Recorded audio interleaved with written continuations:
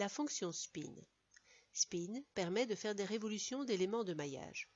Cette fonction permet de construire très rapidement des tuyaux coudés ou des éléments de révolution complètes comme des assiettes, des verres.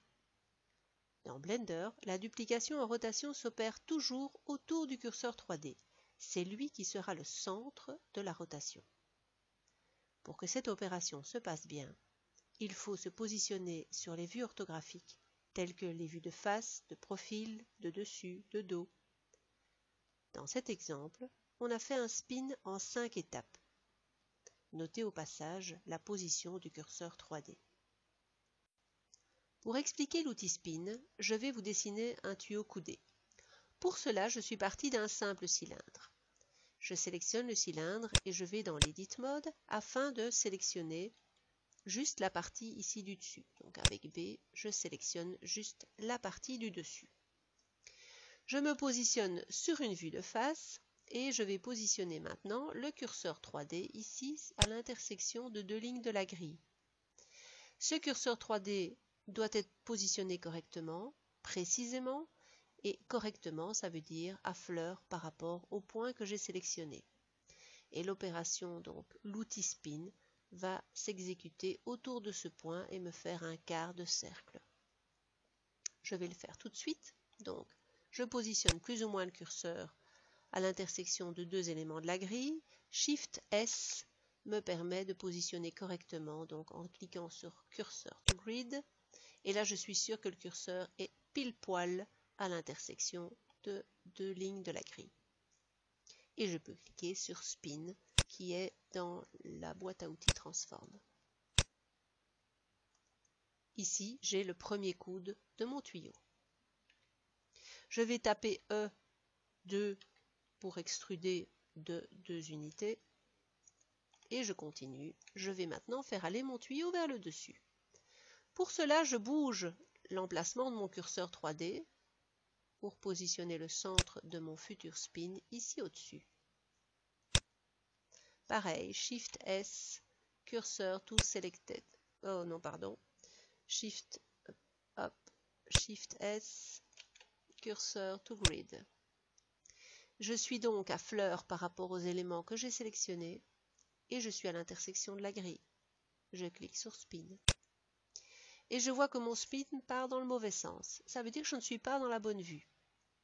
Il y a une vue positive ou négative, si vous voulez. Et donc, il y a des vues où ça ne fonctionne pas correctement. Pour cela, je retourne en arrière, CTRL Z, et je me mets dans la vue inverse, c'est-à-dire qu'ici, je suis sur la front ortho. Ben, je dois aller sur la back ortho, donc la vue arrière. Plutôt que de taper 1 pour la front, je tape CTRL 1 pour la back. Et maintenant, je clique sur Spin et ça fonctionne tout à fait bien. Je vais refaire un extrude de 2. Enter. Maintenant, je vais faire aller mon tuyau dans la profondeur ici. Je me positionne sur une vue de profil. Je clique ici, toujours à fleur des éléments sélectionnés, toujours plus ou moins à l'intersection d'un élément de la grille. Shift S, Cursor to Grid. Et je clique sur Spin. E, 2 ou 1, peu importe. Quand je veux repartir, notamment dans ce sens-là, par exemple, je dois me positionner sur la vue du dessus. Positionner mon curseur 3D ici, quelque part, là, plus ou moins. Shift S, Cursor to Grid, Spin. Et ainsi de suite. Je dois à chaque fois être sûr d'être dans la bonne vue. Donc si on n'est pas dans la bonne vue, il y a toujours moyen de revenir en arrière et d'inverser la vue. Attention de bien positionner le curseur 3D à fleur par rapport à l'élément. Il est clair que si je veux, par exemple, remonter, on va remonter mais avec un coude plus large, et bien à ce moment-là, je positionne mon curseur 3D beaucoup plus loin sur la grille.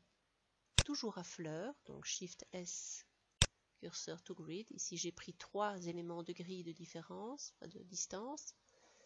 Et je clique sur Spin, à part que ça va se faire dans le mauvais sens, bien sûr. CTRL Z, donc je vais dans la vue inverse, Shift, voilà. Voilà, je suis dans la bonne et maintenant je clique sur Spin et vous voyez que ici le coude est plus large que les autres parce que le curseur 3D était plus éloigné de ma sélection par rapport au premier coude. Je vais maintenant vous montrer comment utiliser l'outil Spin pour faire une révolution complète. Pour cela, j'ai amené une plane dans ma scène. Je me mets face à celle-ci et je bouge légèrement les points pour avoir un profil un peu sympathique. Je vais faire ceci par exemple, rapprocher ça un tout petit peu, mettre ça plus bas. Et je vais ici rajouter un point en allant sur Subdivide. Voilà, pour faire un élément un peu particulier. Je vais faire donc une révolution complète de ce profil autour de cet axe. Pour cela, je dois placer le curseur 3D sur un des deux points ici afin de l'utiliser comme centre pour mon outil Spin. Donc je fais Shift S, curseur to selected. Voilà, mon curseur 3D est positionné exactement sur le point de ma plane. Je me positionne sur la vue de dessus. Je sélectionne tous les points, donc avec un A, et je clique sur Spin. Alors l'outil Spin au départ comporte 9 steps. Je peux augmenter. C'est le nombre de divisions qu'il y a sur, ici, l'angle de 90 degrés qui est demandé. Je peux bien, évidemment, augmenter cet élément-là, hop, et je vais augmenter ça pour faire 360 degrés. À ce moment-là, j'ai une révolution complète.